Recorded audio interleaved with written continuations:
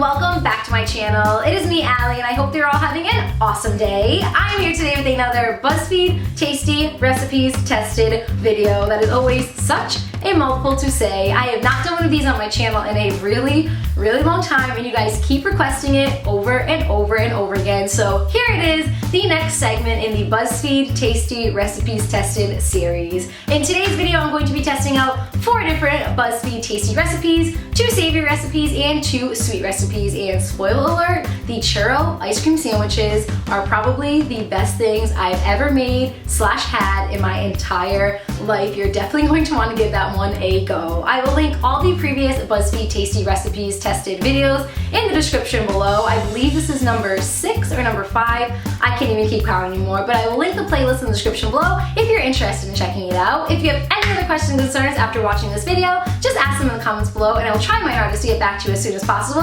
And without further ado, we're gonna get right into this video.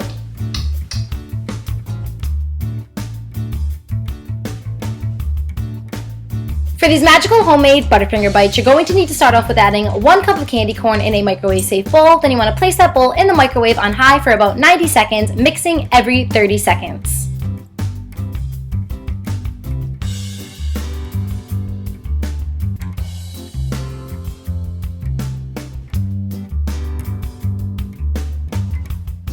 Next, you want to mix in about 1/3 cup of peanut butter, and you want to mix it all together until you get a batter-like consistency.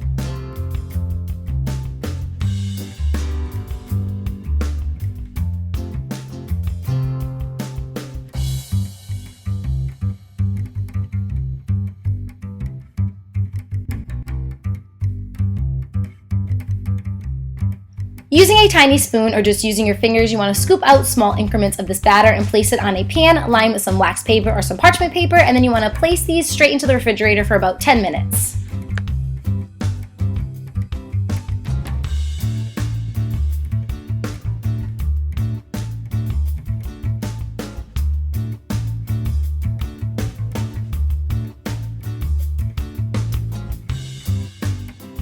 While your Butterfinger bites are chilling and firming up in the refrigerator, you just want to melt down some chocolate, and I always add some coconut oil into my chocolate when I'm melting it in the microwave because it helps the chocolate to melt very smooth. Then you just want to take your Butterfinger bites, place them right in the chocolate, and then basically just bang your fork down on the side of the bowl that you used to melt your chocolate because again, it will help the chocolate to stay very smooth. And for extra aesthetics, I just melted up some orange chocolate and I drizzle it on top.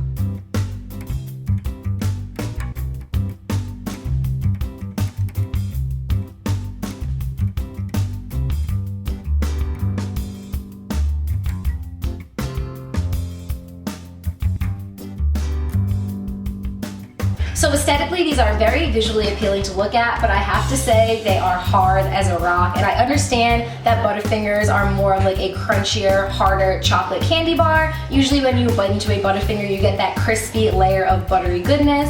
These feel like if I would bite into it right now, I'm going to break my teeth. I'm going to try it out anyways, but I'm not really sure where I went wrong. They might taste amazing, but they're super heavy, not really lightweight at all. I did follow the recipe to a T. I did cut it in half, but if it said 2 cups of candy corn, I just did 1 cup of candy corn. If it said 1.5 cups of peanut butter, I did 3/4 cup of peanut butter. So that really shouldn't factor into this at all. I'm gonna stop talking and just test this out, but I don't really have high hopes for this at all. So here we go, wish me luck.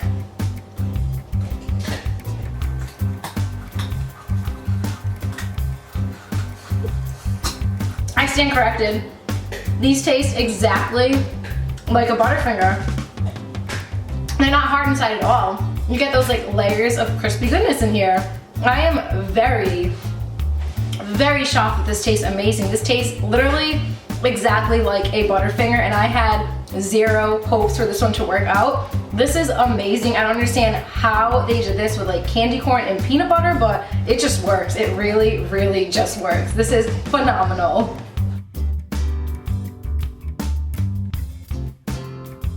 Now onto these tornado potatoes. Take your potato and lie it down horizontally, then take a skewer stick or a kebab stick and stick it straight into the potato until it makes its way through the other side.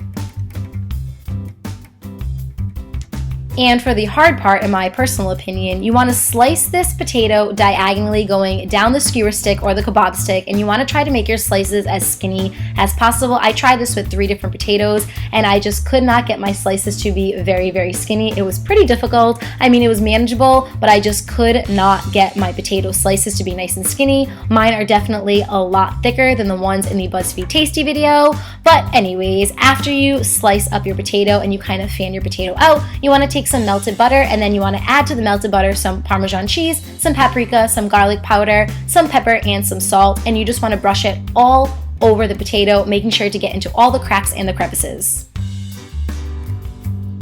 Lastly, you just want to bake this in the oven at 325 degrees for about 30 minutes or until your potatoes are golden brown.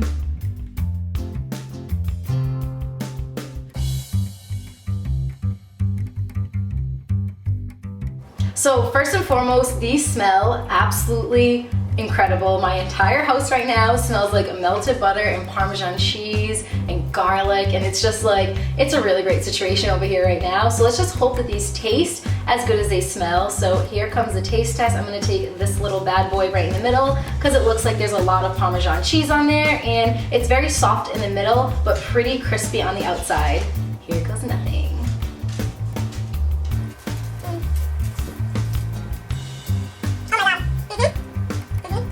Oh my god, they're like little mini circular french fries. They're nice and crispy, kind of like all around the edge, and then that seasoning is so good. I'm gonna eat this one because there's a lot of cheese on this one as well. And these are a game changer right here.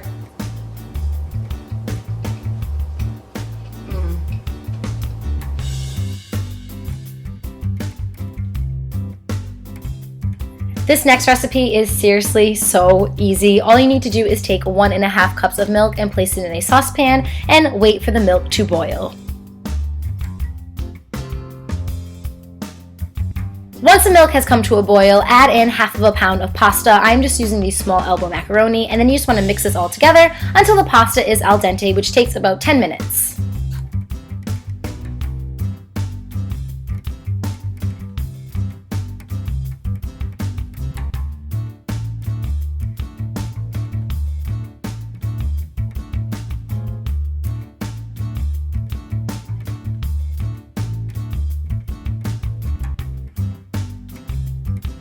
The final step for this 3-ingredient mac and cheese is just to add in 1 cup of shredded cheddar cheese, and you just want to mix this all together until the cheese is completely melted and incorporated with the pasta, and that is all it takes. I was not kidding when I said that this recipe was seriously so simple.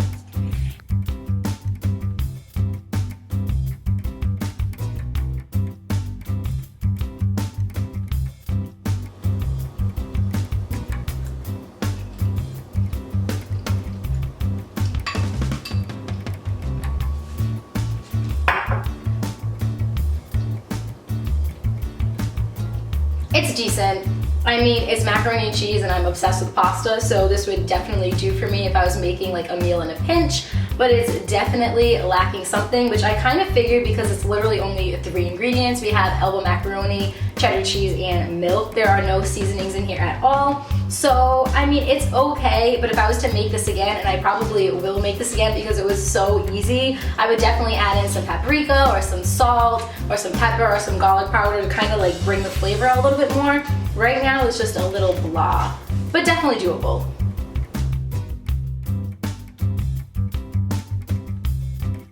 And now for my favorite recipe in this video and my favorite recipe in this entire series, the churro ice cream sandwiches. You want to start off with 1.5 cups of water, and to that you want to add about 1/4 cup of vegetable oil as well as just a pinch of salt, and you want to bring this to a boil. Once your water, oil, and salt starts to bubble, you want to add in 1 cup of flour, and then you want to shut the heat off and start mixing this all together until you get a very, very smooth batter.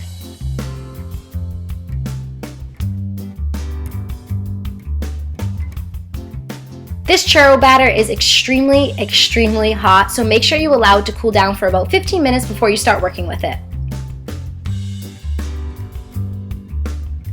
Once your batter has cooled down a little bit, take a star tip and place it in a piping bag, and then place it inside of a mug so you can easily transfer your churro batter right into your piping bag. And then again, just place all your churro batter right into that piping bag, and then you're ready to start piping your churros right onto a piece of wax paper or a piece of parchment paper.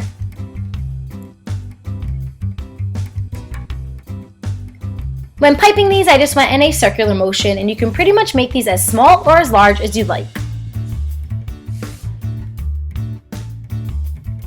Also, just a side note, this batter was so much easier to work with than the batter for the churro ice cream bowls that I made in a previous BuzzFeed Tasty Tested video. That batter did not want to work with me at all. This batter was very, very manageable.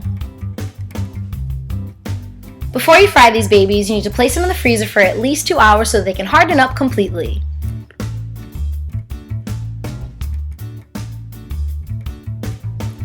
Once frozen, just place them in a fryolator, or in my case, a makeshift fryolator, which I just used a pot and some vegetable oil, and I place it on a medium heat, and you just want to fry these up until they're golden brown on both sides.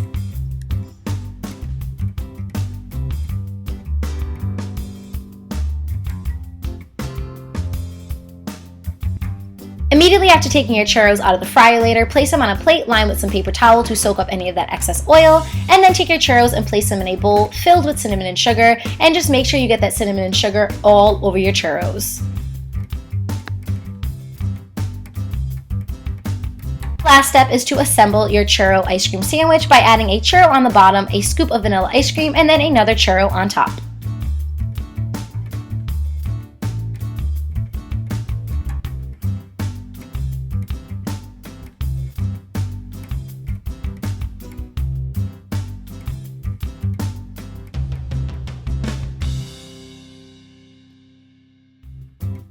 Guys, churro ice cream sandwiches, like what?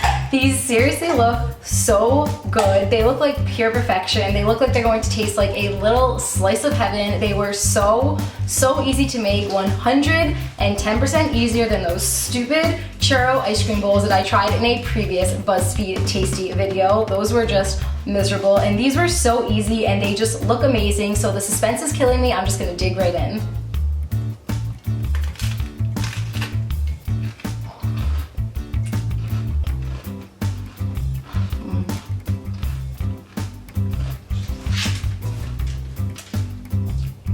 Oh my god. If I had a mic right now, I would drop it. Oh my god.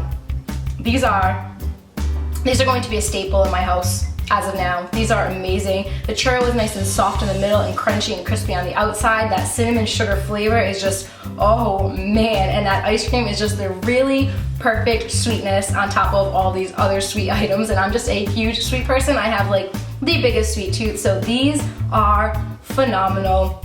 10 out of 10 would recommend. And that is it for this video. Thank you guys so much for watching. I really hope you enjoyed it. Please let me know what you thought in the comments below, and please subscribe to my channel if you haven't yet and you enjoy my videos. I love you guys so much, and I will talk to you all soon. Bye guys!